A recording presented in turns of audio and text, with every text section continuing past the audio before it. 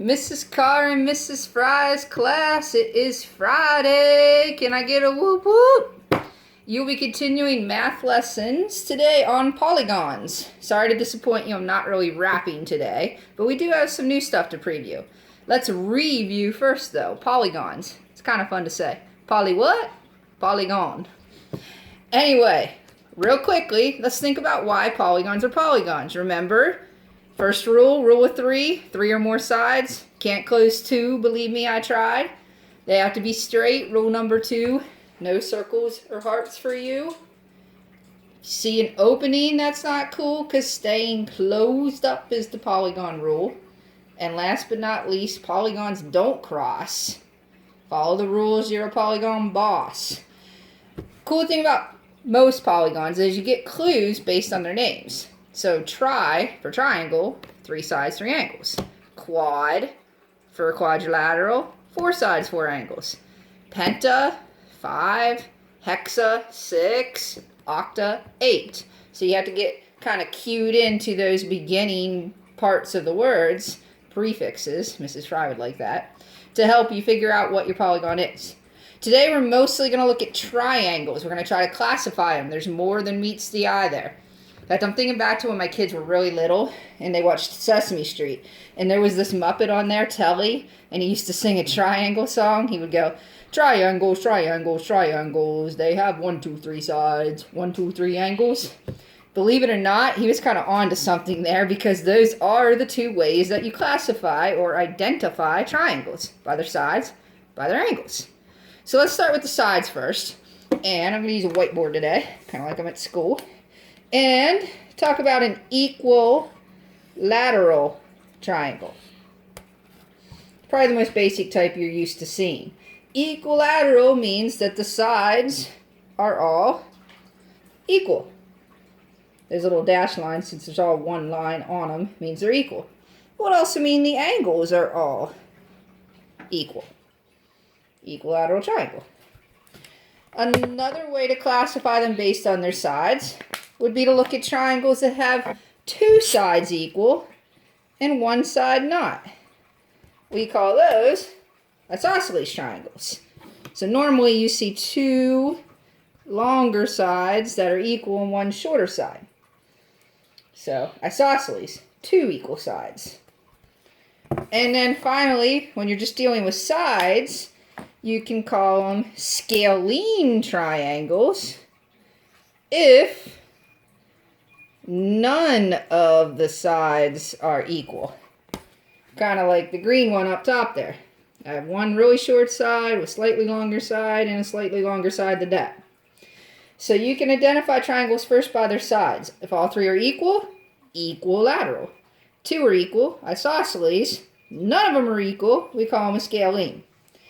But let's kind of look back at those angles, because that's like only naming the angle with one name, and triangles need to use their first and middle name.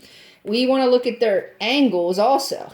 So let's look back at my equilateral triangle. The other thing we should look at is the fact that it has 3 acute angles. So if I was going to name this one properly, I would call it an acute equilateral triangle. Acute are the angle types, equilateral are the sides. Acute, equilateral. Let's also look at the isosceles triangle. This one also has acute angles. So it has the same first name. It would kind of be like we have 2 kids named Adeline, 2 Liams, and so on. They have the same first name, but not the same middle name. So this is an acute triangle also, but it's not equilateral. It's acute isosceles. Acute equilateral, acute isosceles. Now let's look at the top one up here, because it has a special name. Even though 2 of the angles are acute, these 2, the top one is obtuse. So even though only one of those angles is obtuse, we actually name it by that. It's an obtuse scalene triangle. Obtuse. You can't really have more than one obtuse angle anyway. You wouldn't be able to connect it as a triangle. Now we did skip an angle type. You're probably thinking, you heard acute, you heard obtuse. We didn't do right. You can have a right triangle, obviously. if it has a right angle. This one looks like it might be a right scaling, because I don't think any of the sides are the same. Could have been a right isosceles if I made two of the sides the same. Can't have a right equilateral. They have to be acute. I know that seems like a lot. Basically, you just had to break it down. Look at your angles. Look at your sides. Acute, acute, obtuse, right. That's the first name. Then look at your sides. Equilateral, isosceles, scaling, scaling. So it's like, basically it's like saying, like when your mom gets mad at you and they call you all your names. Like I can practically hear Mrs. Triangle yelling out, "Hey, get in here, acute isosceles triangle, and clean your room." Anyway, that's about all for today. I need you to make sure you go to the classwork tab, find today's date, look at the slides for today's instruction, and do your exit ticket. Then make sure you go to Mrs. Fry's class for ELA and Mrs. Colton's class for art.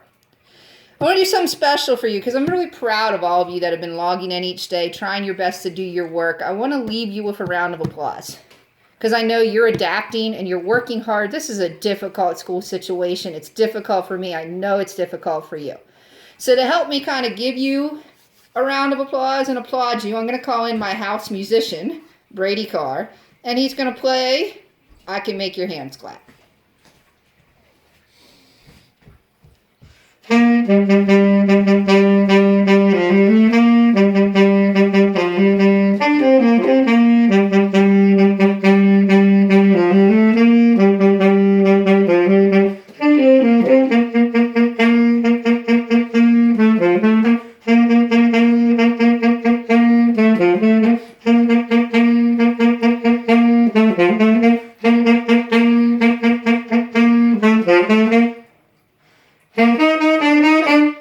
I can make your hands clap.